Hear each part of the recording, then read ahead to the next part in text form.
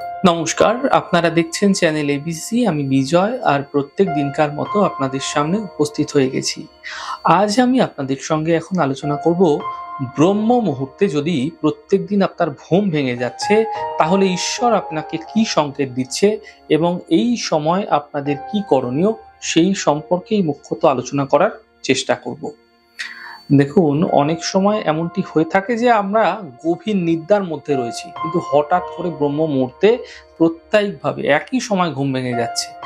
এমনটি অনেকেই কিন্তু খুব একটা গুরুত্ব দেন না এই বিষয়টিকে, খুব স্বাভাবিক ভেবেই তারা কিন্তু আবার ঘুমিয়ে পড়েন। কারণ কি? দেখুন, অনেকে কিন্তু অ্যালার্ম দিয়েও এই সময় উঠতে পারেন না, কিন্তু এই বিষয়টি যদি আপনার ক্ষেত্রে মাঝে মাঝে হচ্ছে তাহলে এই বিষয়টি কিন্তু আপনার ক্ষেত্রে খুব স্বাভাবিক বিষয় নয়। কারণ এরকমটা হওয়াটা কিন্তু আপনাদেরকে অনেক কিছুই কিন্তু সংকেত দিয়ে থাকে।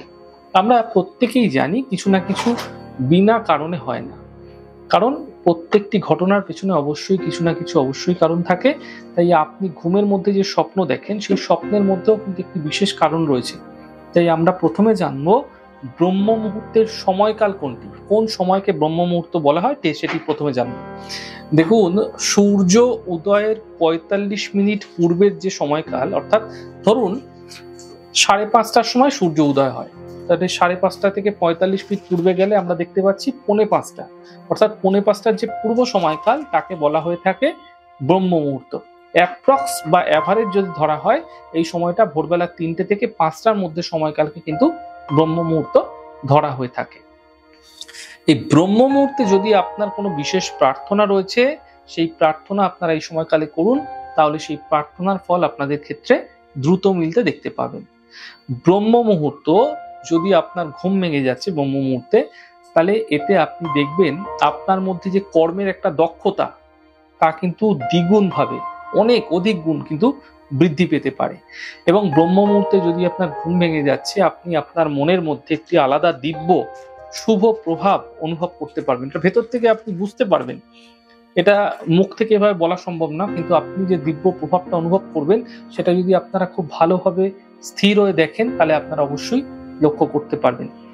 এবার জানবো, যদি আপনার ব্রহ্ম মুহূর্তে ঘুম ভেঙে যাচ্ছে তাহলে আপনাদের এই সময়কালে কি করা উচিত যা আপনাদের ক্ষেত্রে বিশেষ ফায়দা আপনাকে দিতে পারে।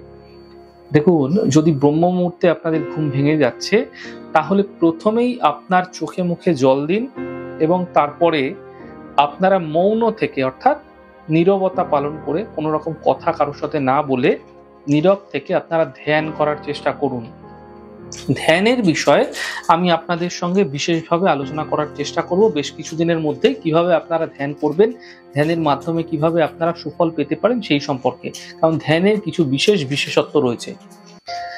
এবার দেখুন, তো যাই হোক, ব্রহ্ম মুহূর্তের যে সময়কাল, এই সময়কাল ধ্যানের জন্য অত্যন্ত বিশেষ উপযোগী।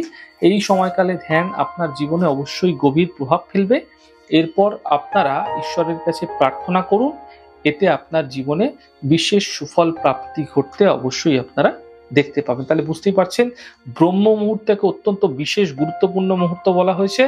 ব্রহ্ম মুহূর্তের সময়কালে যদি আপনারা কোনো বিশেষ শুভ চিন্তা করছেন, সেটা কিন্তু অনেক বেশি আপনাকে ভালো ফল, পজিটিভ রেজাল্ট আপনাকে অবশ্যই দিতে পারে। তাহলে আজ আলোচনা করলাম ব্রহ্ম মুহূর্ত সম্পর্কে এবং ব্রহ্ম মুহূর্তে কি করা উচিত, এবং ধ্যানের সম্পর্কে তো বললামই, আমি আলোচনা করার চেষ্টা করব বেশ কিছুদিনের মধ্যে।